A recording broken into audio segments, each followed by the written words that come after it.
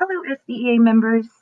Our SDA bargaining team reached an agreement that was guided by member priorities from the input sessions AR is held at the end of the traditional school year and which was bargained in good faith by both sides. The TA, the tentative agreement, keeps us safe through continued online learning, protects our pay and benefits, affords us safe access to sites if we choose to use it, protects educator discretion and flexibility while offering a more robust instructional day.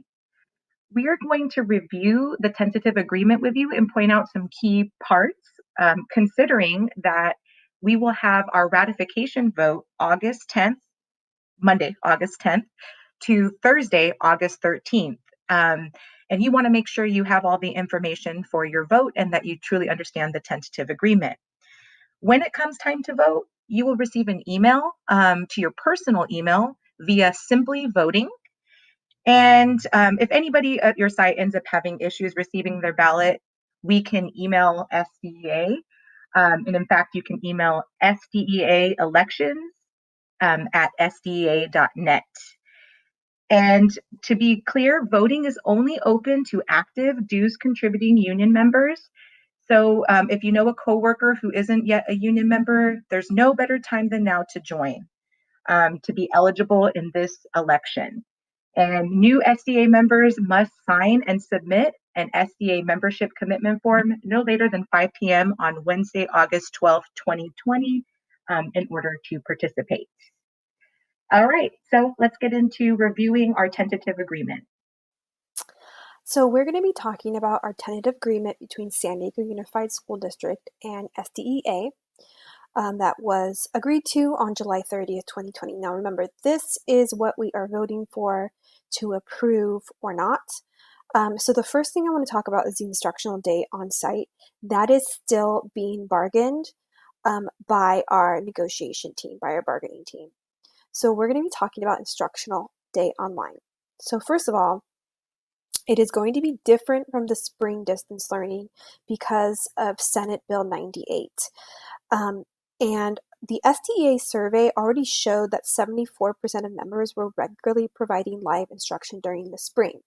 But Senate Bill, or SB 98, says that we shall provide daily live interaction for the purposes of instruction, monitoring progress, and maintaining school connectedness. Now, the online instruction is going to be delivered via video conferencing, so things like Zoom. And the district is going to provide acceptable use policies for live video platforms. Now, here is what we're going to be doing. We're going to be doing synchronous and asynchronous. Now, synchronous means teaching live in real time and incorporating other media in your daily lesson plans to connect to the standards being taught. So, for example, if you are teaching synchronous learning, you can do things such as show videos. That counts as synchronous learning.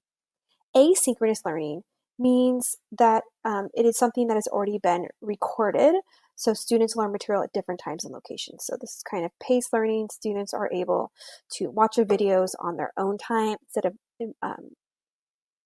participating in a live session. We're going to move on to instructional minutes. Now this is for elementary and secondary. Now the school day shall include a minimum of 360 minutes of synchronous and asynchronous learning. So 360 minutes equals 6 hours, which is the length of a common school day. Now this is going to be coordinated between educators and administrators. So 240 minutes will be a combination of both synchronous and asynchronous learning and independent work for students. So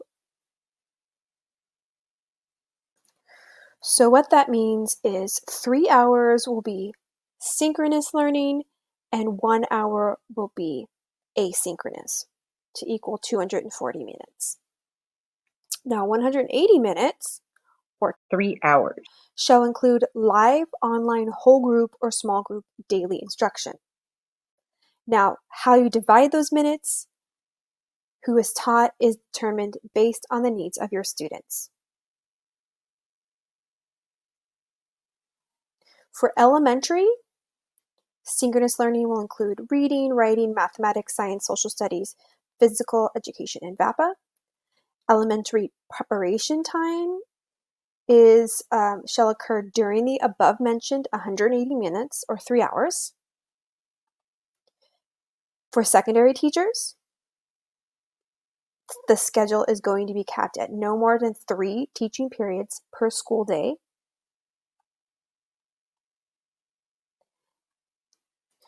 Now for secondary teachers, because included in the schedule, the 6-hour schedule is 120 minutes or 2 hours of flex time or prep time, that means they are limited on the number of preparation for secondary teachers. So again, the prep time is going to be outside of that 240 minutes per day of synchronous learning. The remaining 60 minutes, again, shall be dedicated to small group instruction, conferring with students, teacher-initiated office hours, so office hours that you set up and determine for your students. And the remainder is to be for students completing independent work. Now, outside of these hours, so the 3 hours for synchronous, the 1 hour for additional small group conferencing, 120 minutes, again, 2 hours of synchronous learning. So the remainder of the work time is flex time, and this is when students will do their asynchronous learning. Now, flex time may include the following: planning instruction, co-planning collaboration, monitoring student activity, gathering formative summative assessments, grading, coordination of enrichment activities. Also participating in professional development staff meetings, participating in IEPs, SATs, SSTs, or F504 meetings, and the daily preparation provided for secondary educators and non-educator classrooms. So again, for secondary teachers, this is when they will have their prep time during this 120 minutes of flex time. So just to go over section 3, the teacher workday shall consist of 6 hours, which is the length of a school day, so 360 minutes. So 180 minutes or 3 hours shall include live online whole group instruction, time divided between whole group, small group, as determined by the teacher based on the needs of students. So during this live instruction, the teachers are doing what they see fit, how best to reach their students. An additional 60 minutes or 1 hour is for small group instruction, conferring with students, and or teacher-initiated office hours. So the teacher choosing to set up those office hours, either through a sign-up or just letting students know when they are available. And lastly, 2 hours or 120 minutes is flex time or prep time. So again, the list of possible uses for this are found in section 3B1.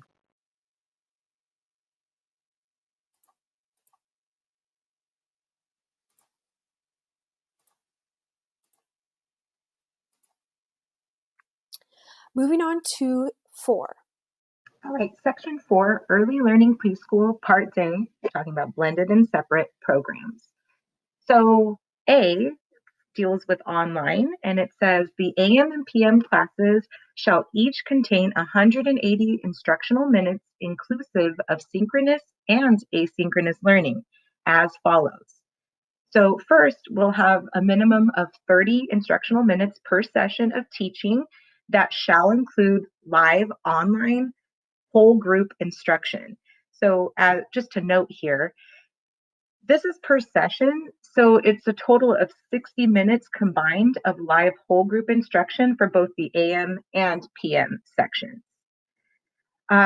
Secondly, it says that 45 instructional minutes per session, which allows for flexible scheduling between AM and PM students, and inclusive of live small group instruction and conferencing with students and families while the remainder of students complete independent work, which includes, but not limited to, sharing progress with students and families, providing feedback to students, availability for questions from students or families, and coordination of enrichment activities. And third, we have the remainder of the workday shall be flex time and preparation time while students engage in 105 minutes of asynchronous learning. Flex time and preparation time may include, but is not limited to, the following activities. 1, planning instruction and or services. 2, co-planning and collaboration between colleagues. 3, monitoring student activity. 4, gathering formative and summative assessments. 5, progress reporting. 6, participating in professional development and staff meetings. 7, participating in IEP meetings. 8, state compliance. And 9, parent education on activities and sharing progress with students and families. Now we're going to be moving on to section 5, and this is for non-classroom educators. So the daily schedule of instruction services for non-classroom educators is going to include 240 minutes of direct and indirect daily instruction. That could be whole group instruction, small group, conferring with students, office hours, or collaborating with families or outside agencies, and participations in IEPs, SSTs, and 504s. Direct IEP services will be provided live. Also, you will be able to create your own schedules in collaboration with classroom teachers and administrators. So again, co-teachers collaborating with their teachers in the classroom and the administrators.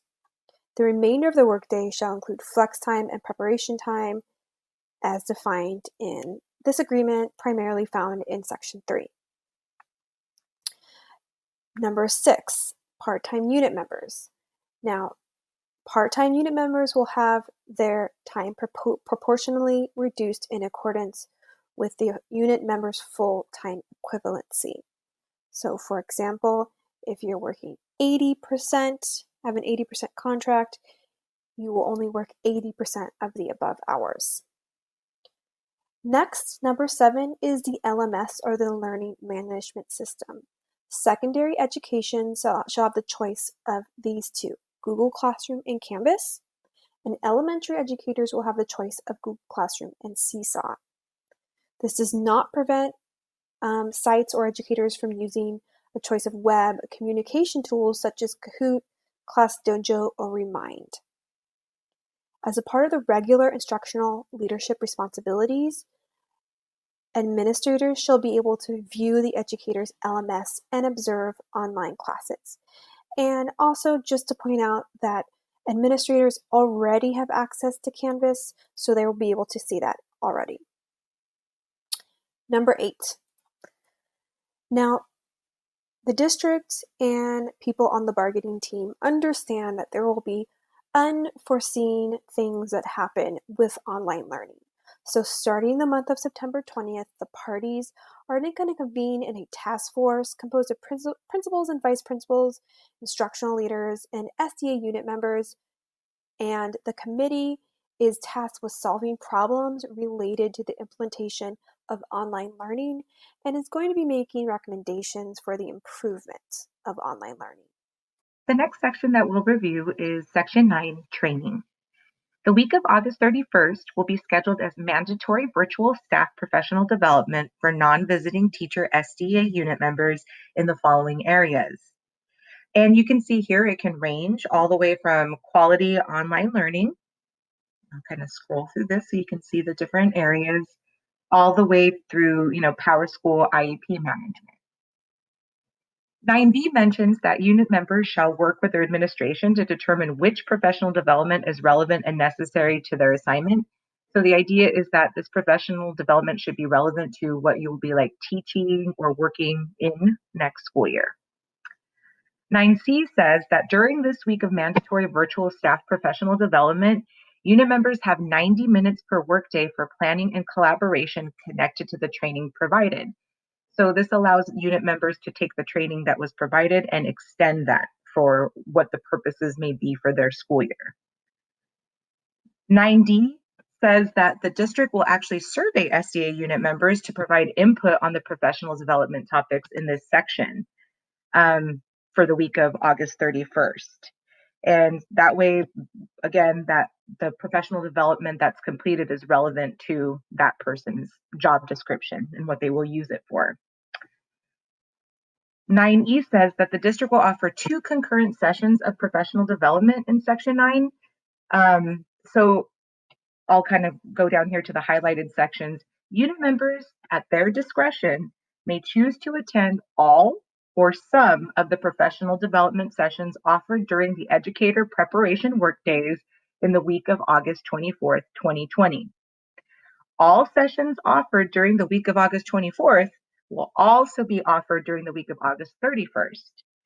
Unit members who choose to attend professional development during the teacher preparation days the week of August 24th shall not receive additional pay, but will be excused from attending those same professional development sessions during the week of August 31st, 2020. So you're not having to do double trainings, and this gives flexibility to choose the times and days that are maybe more effective for the educator.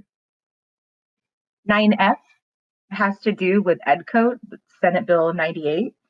During the week of August 31st, educators shall conduct a daily live synchronous check-in prior to the start of the professional development for that day to connect with students and families and set the stage for student learning.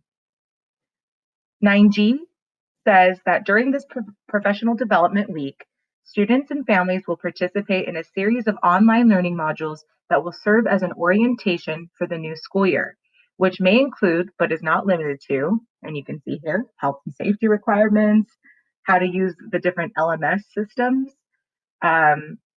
social and emotional learning, different family resources, etc. 9H says creation of the online learning modules for students and families will be provided by the district, and completion of the online modules will have no bearing on student grades. So this should be district provided to the school sites, okay? Not something that's necessarily having to be created site by site. 9I is basically saying that unit members should have training opportunities, and those should be communicated with bargaining unit members via email so they're aware of the different trainings. 9J says that throughout the school year, visiting certificated employees will have access to the professional development modules offered during the week of August 31st. And these visiting certificate employees, 9J, throughout the school year, visiting certificated employees will have access to the professional development modules offered during the week of August 31st. Visiting certificated employees may access these modules during the flex time of a confirmed job. Moving on to Section 10, technological support. This is essentially saying that the district shall provide unit members technical support via virtual tools. This may include access to technical support personnel, helplines, and other technical support from the district staff or vendors, as well as instruction on the learning management systems identified in Section 7 and online learning instructional materials. So Section 7, that would be going back to Google Classroom, Canvas, etc. Next, let's review Section 11, classroom access, materials, and supplies. So first off, let's talk about the access to worksite. Unit members in online learning assignments at school sites may choose to access and work from their classroom/workspace at school sites as they deem necessary during regular school hours and in coordination with their site administrator, and may only enter the site after completing the health screening process. In the event a bargaining unit member reports to a district worksite, he or she shall be responsible for following state, county, local, and district health recommendations and district policies and procedures. So that being said, let's discuss what those safety precautions for accessing the worksite is. So first, unit members choosing to access and work from their classroom/workspace shall complete a district-provided training on health and safety requirements and shall sign an agreement certifying they understand and will follow the requirements set forth, and that failure to do so will result in their site access being revoked. 2, the health and safety training shall include training on how to conduct daily health screenings. 3, Administrators shall assist unit members in coordinating the site access schedule and the partnering of educators for temperature checks. 4, unit members shall not be compelled to work from their classrooms during district-wide online learning. And 5, face masks shall be worn in all public areas and may be removed only when the unit member is alone in their classroom/workspace. Now, let's talk about the limitations to worksite access. So when there might be times that it's not okay to access our worksite. So 1, workspaces cannot be accessed when such workspaces are being accessed by other individuals, such as, custodial services or contractors. 2, only one person can be in the designated classroom or workspace per day. So in other words, there can't be more than one person in that room. And so if we share spaces, we're going to have to find other areas to work. So when possible, unassigned classrooms and workspaces will be made available to members who share a workspace. 3, only the unit member may access the worksite/workspace, so family members or other individuals may not accompany the unit member. Number 4, in-person meetings shall not be scheduled with other individuals while accessing the worksite. So we cannot do in-person meetings. Those will still need to remain online. 5, no congregation shall take place in any spaces. 6, this has to do with Senate Bill 98. Online learning may include the use of print materials, incorporating assignments that are the subject of written or oral feedback. School site administration shall ensure that copies of printed materials are made for students to support the online instructional program of unit members when necessary. 7, unit members' access shall be limited to their designated classroom/workspace and restroom facilities. And 8, upon exiting your classroom/workspace, unit members shall conduct closing procedures, including securing windows and doors, turning off lights, and emptying trash into designated receptacles. Moving on to B, we're going to talk about materials and equipment. Unit members shall follow site and district procedures and coordinate with their site administrator to obtain all necessary equipment, furniture, internet connections, hotspots, and any other necessary equipment to deliver online learning. Unit members may use the IT help desk for support. In-home IT support services will not be provided. So in other words, whatever you're going to need to complete your job, this is something that should be coordinated with your site administrator to make your job doable. And this also includes furniture. Moving on to C, unit members shall not be liable for damage to district equipment checked out for off-site use. So if there's some sort of accident that happens with, your equipment, the idea is that you're not held liable in that situation because sometimes accidents happen. And to be fair, that could happen in the classroom or outside of the classroom. D, in coordination with their site administrator, unit members shall be given the opportunity to retrieve supplies and or equipment from their classroom or workspace to help facilitate online learning. And just to go along with that, your request can't just be denied for arbitrary or capricious reasons. E, summer access. Unit members shall be able to coordinate with their site administrator to access their classroom and or workspace during the summer break while the administrator is on calendar.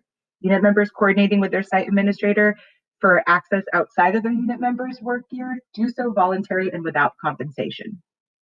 And F, materials for students. Appropriate instructional materials and supplies shall be provided and distributed to students. So this ensures that students receive the materials that they need to complete their instructional learning. Section 12, visiting teachers. 12A states, a core group of designated visiting teachers shall be trained on the provision of quality online learning services on August 24th and 25th of 2020. Human Resources is still in the process of creating a system for choosing that core group as well. This area is talking about pay for visiting teachers, and I'm going to kind of scoot on down to section C for something important to point out. For short-term assignments, visiting teachers shall be provided with instructional materials or lessons by the certificated employee who is absent. The absent certificated employee shall not be required to provide their personal district login or passwords to the district suite of web applications or systems. Moving on to evaluations.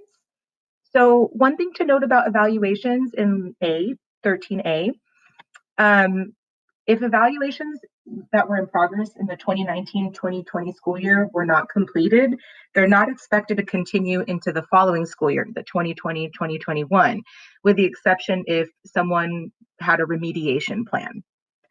And then 13B states the parties agree to discuss the evaluation process in the online learning setting during the 2020-21 school year at a later mutually determined date. So this is an area that is still in progress.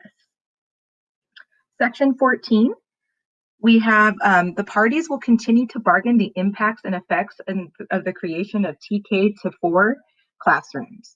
And so just to kind of read Sarah's note here, the district is starting a program of about 57 TK classes across the district that will have both an early childhood education teacher and a multiple subject teacher working in each class. It will enroll children turning 4 years old by December in the school year. We are working on the impacts and effects of that program. So that is something that is still pending as well. 15 states all components of the current collective bargaining agreement between the SDEA and district not addressed by terms of this agreement shall remain in full effect. So what that means is anything that's not listed here we would still follow our regular contract. So for example, when we talk about class size, that is something that's not specifically listed here. So we would revert back to what our contract states about class size. So again, anything that is not specifically stated here, we would want to refer to our contract in order to find that information. 16 states, this agreement is non-precedent setting. And 17 states, given the fast-changing nature of this pandemic, the parties may amend, delete, or add to this agreement with mutual consent. So SDEA recognizes that this MOU may not cover everything that we need. So this kind of opens it up to where, if needed, further negotiations can happen and discussions in order to provide better provisions for members. And let's see here. Lastly, we have this agreement shall expire in full without precedent on the last day of the 2020-2021 school year unless extended by mutual written agreement by both parties from the district and SDEA. So lastly, I just want to clarify and just emphasize that these are the parameters of what our contract is saying. So these are kind of like the limitations. There will be more information coming from the district that will provide more specifics, for example, regarding schedules, etc. But these are kind of our limitations and parameters, and that's kind of the way we want to think about it when reviewing this contract. All right, in closing, we want to emphasize that there will be future negotiations and that the main focus in this round of bargaining was to determine what online learning would look like this fall. Both SDA and the district still must bargain over the return to in-person schooling. That is still yet to be determined. And your SDA bargaining team and the district met with UCSD health experts on Wednesday, July 29th.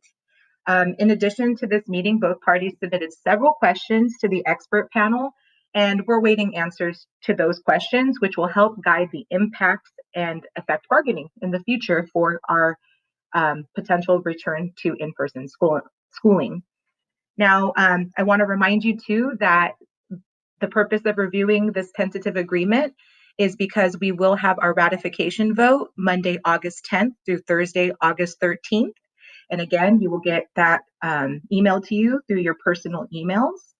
And I also want to emphasize the point that was made at the beginning of this review.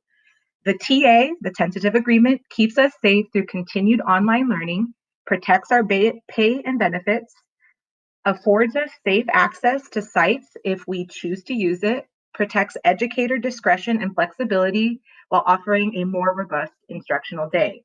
And for these reasons, our SDA bargaining team and SDA president, Keisha Borden, strongly support this TA and are recommending a yes vote on it. All right, I hope this helps you out. If you have any further questions for clarification, please reach out to your AR and CR to get those questions clarified. Have a wonderful day.